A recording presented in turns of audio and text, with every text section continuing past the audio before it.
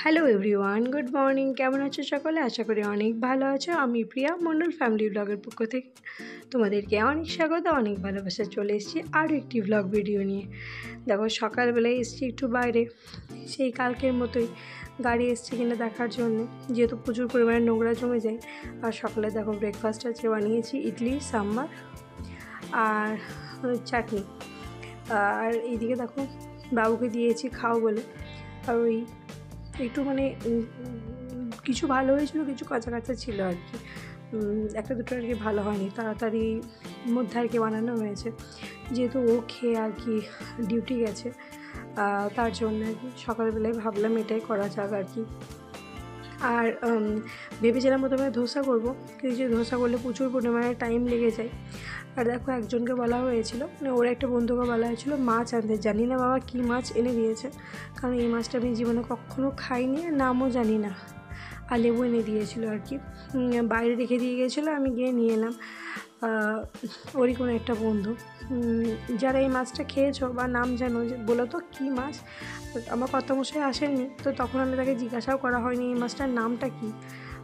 মানে আমি না মাছ নিয়ে আর কি খুব খুঁতখুঁতে আর কি, মানে ভাবছিলাম রান্না করব কি করব না, খেতে কেমন হবে না হবে, তার জন্য আর কি। তাই দুটো করে পিস করে নিলাম, 4 পিস এনেছিল, 500 গ্রাম আর কি। আর তারপরে আমি ফোনও করেছিলাম যে কী মাছ এনেছো, তাতে মানে 100টা বকা খেয়ে নিলাম, যা পেয়েছো তাই খাও বলে। যাই হোক তাড়াতাড়ি করে ধুয়ে নিলাম। আজকে রান্না করতেও প্রচুর মানে টাইম লেগে যাবে, কারণ চাল বাড়ন্ত হয়ে গেছিলো কালকে, আমি বলেছিলাম, কিন্তু ওরও খেয়াল ছিল না, আমারও আর মনে ছিল না বলতে। রান্না করতে যেয়ে এসেছি তখন মনে পড়েছে চাল তো নেই, চাল তো বাড়ন্ত হয়ে গেছে। আবার ফোন করে বললাম তুমি আমাকে আগে চালটা পাঠিয়ে দাও।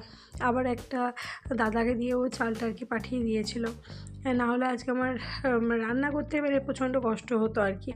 আর বাবু তো জলখাই পেলে, মানে 10টার সময় ও একটু খিচুড়ি খায়, তো গোবিন্দভোগ চাল ছিল আমার অল্প পরিমাণে, ওই পায়েস করবো বলে আনা হয়েছিলো, ওই চাল 2 রকম ডাল সবজি দিয়ে খিচুড়ি করে দিয়েছিলাম। আর দুপুরে তো আমাদের সাথেও ভাতই খাবে। দেখো মাছে নুন হলুদ আর কি মাখিয়ে রেখে দিয়েছি ভাজবে বলে, তাড়াহুড়ো করছি। তাতে আবার যে মানে ইন্ডাকশান গ্যাস দুটোই আছে, আমার না দুদিকে চাপিয়ে দেবো, তখন দেখছি যে গ্যাসের পাইপটা দিয়ে না হালকা হালকা আর কি গ্যাস লিক হচ্ছে। ভয়ে তো আবার গ্যাসটা জ্বাললাম না, যতক্ষণ না ও আসবে ততক্ষণ আর কি আমি জ্বালবো না, কারণ বাচ্চা নিয়ে একা থাকি, কোথা থেকে কী হবে বলে তাড়াহুড়ো করে তাতে ইন্ডাকশানেই চাপিয়ে দিলাম। আর এই তো মাছ 8টা পিস মাছ, বেশিক্ষণ টাইমও লাগবে না ভাজতে।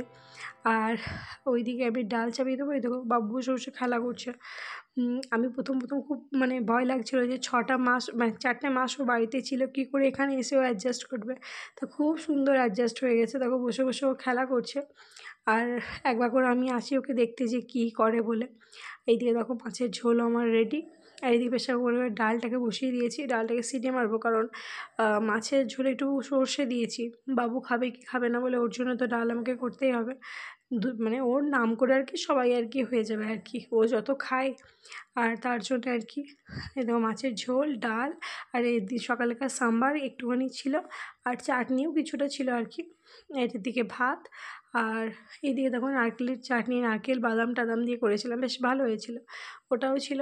তাই ডাইনিং টেবিলে আমি সমস্ত কিছু রেখে দিলাম।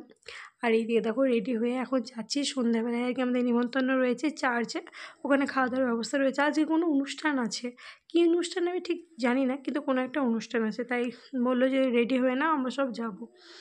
আর তাই আমি বললাম কী পরবো, বলে শাড়িই পরে নাও। বেশিরভাগ লোকজনদেরকেই শাড়ি পরাই আজকে আমি দেখেছি, তার জন্য আমি একটা শাড়ি পরে নিলাম। বাবুকেও দেখো সোয়েটার পরিয়ে রেডি করে দিয়েছি, আমার একদম কোয়ার্টারের সামনেই। আর আমরা একটু লেটই করে ফেলেছিলাম, যখন ও ডিউটি থেকে আসার পথে বলছিল প্রচণ্ড পরিমাণে ভিড়। এখন ওই ভিড়ের পরিমাণটা অনেকটা পরিমাণ কমে গেছে, তাও হালকা হালকা ভিড় রয়েছে। এখানকার লোকদের একটা জিনিস আমার খুব ভালো লাগে, মাথায় ফুল লাগানো খুব ভালো লাগে আমার। এটা দেখো এটা ভেতরে, চার্চের ভেতরে আর কি এটা। ভিড়টা এখন অনেকটা পরিমাণ কম হয়ে গেছে, তাই একটু খালি খালি লাগছে আর কি। আর খাবার দাবারেও আজকে বন্দোবস্ত রয়েছে আর কি, ছিল বিরিয়ানি, ছিল চিকেন চাপ, ছিল পাঁপড়, ছিল একটা সবজি, ছিল রায়তা, ছিল সব রকম ছিল আর কি ব্যবস্থা। আর আমাদেরকে, যেহেতু আমার হাজব্যান্ড এজের কাছে থাকে, তো চেনা জানা সকলেই খাও খাও করে খুব আহ্বান করেছে। বেশ ভালো লাগে এই আহ্বানটা, বাইরে এসে যদি এরকম সবাই মানে কি বলবো এতটা পরিমাণ ভালোবাসে না, তাহলে খুব ভালো লাগে। আর এইদিকে দেখো, ও তো বাবাকে ছাড়বে না, মানে ডিউটিতে মানে আমি আসার পর থেকে ডিউটির পরিমাণ এতটা পরিমাণ ওর বাবার বেশি হয়ে গেছে না, ছেলেকে টাইমই দিতে পারে না, তাই ছেলেও আর কি ছাড়বে না বাবাকে। যাই হোক, দেখো চলে এসেছি খাওয়া দাওয়া করে বাড়ি, আর হাঁটতে হাঁটতে এসেছি, তাই মানে পেটে একটু একটু ব্যথা করতে লেগেছে, যেহেতু পেট ভরে খাবার দাবার খেয়ে নিয়েছি।